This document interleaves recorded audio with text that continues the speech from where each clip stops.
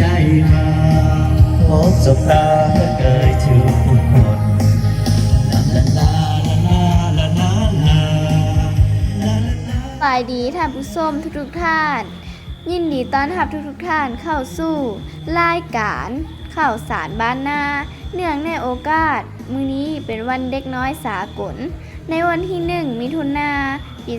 2026ที่หมุนเวียนมาบรรจบครบรอบอีกวาระหนึ่ง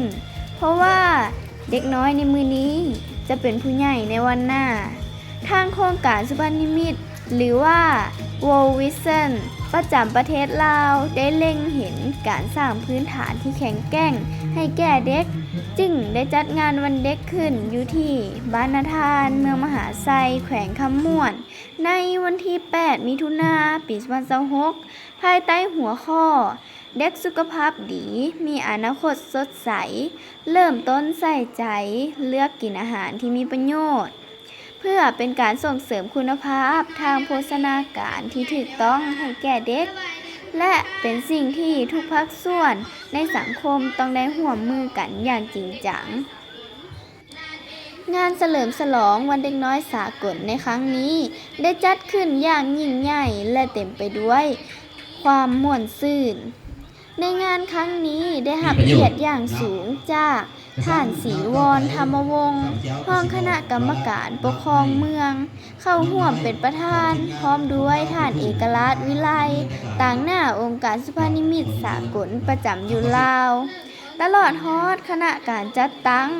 อำนาจการปกครองบ้านพ่อแม่ประชาชนและน้องน้อยทุกๆคน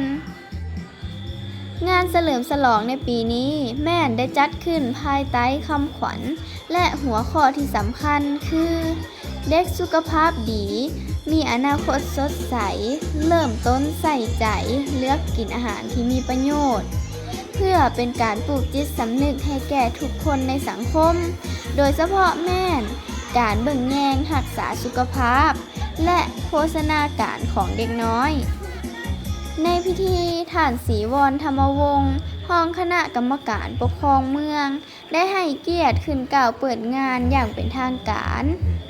พร้อมทั้งเน้นหนักถึงความสำคัญของการเอาใจใส่เบิ่งแยงเด็กน้อยให้เติบใหญ่อย่างมีคุณภาพหลังจากสำเร็จพิธีการเปิดเป็นทางการแล้วบรรดาแขกผู้มีเกียรติก็ได้รับชมการแสดงศิลปะวรรณคดีอันจบงามจากชาวหนุ่มบ้านนาทานในบทฟ้อนจำป่าเมืองลาวซึ่งสามารถสร้างรอยยิ้มและความประทับใจให้แก่ผู้เข้าร่วมงานเป็นอย่างยิ่งสิ่งที่เป็นจุดเด่นและได้รับความสนใจอย่างหลากหลายในงานแม่นกิจกรรมการเผยแพร่ความรู้โดยทางองค์การสาธารณสุขเมืองได้ขึ้นมาบรรยายและให้ความรู้แก่ชุมชนในหัวข้อ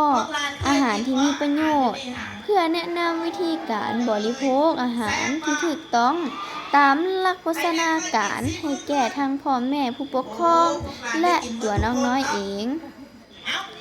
นอกจากนี้ภายในงานยังได้เปิดโอกาสให้น้องๆได้แสดงความสามารถผ่านการแข่งขันแต้มฮูปของน้องๆนักเรียนพร้อมเดียวกันก็ยังมีการแข่งขันการเว้าในหัวข้อเด็กสุขภาพดีมีอนาคตสดใสเริ่มต้นใส่ใจเลือกกินอาหารที่มีประโยชน์โดยมีตัวแทนนักเรียนและวัยหนุ่มจำนวน5 คนได้เข้าร่วมประกวดซึ่งแต่ละคนก็ได้แสดงทัศนคติและความรู้ความสามารถออกมาได้อย่างดีเยี่ยมในส่วนท้ายของงานบรรดาน้องน้อยก็ยังได้เข้าร่วมม่วนซื่นเฮ็ดกิจกรรมเล่นเกมสร้างสรรค์จากทีมงานสุพรรณนิมิตรสากล World Vision ประจำประเทศลาวที่ได้ขนเอาทั้งความรู้และของรางวัลมาแจกจ่ายอย่างหลวงหลายและเพื่อเป็นการสร้างสภาพแวดล้อมที่เขียวงามให้แก่ชุมชนทางคณะประธานพร้อมด้วยน้องน้อยยังได้เข้าร่วมเฮ็ดกิจกรรมปลูกต้นไม้เพื่อเป็นการสัญลักษณ์แห่งการเติบใหญ่และความอุดมสมบูรณ์ของอนาคตของชาติ งานเฉลิมฉลองวันเด็กน้อยสากลในครั้งนี้บ่เพียงแต่สร้างความม่วนซื่นและรอยยิ้มให้แก่เด็กน้อยเท่านั้น แต่ยังเป็นการย้ำเตือนให้ผู้ใหญ่ทุกๆคน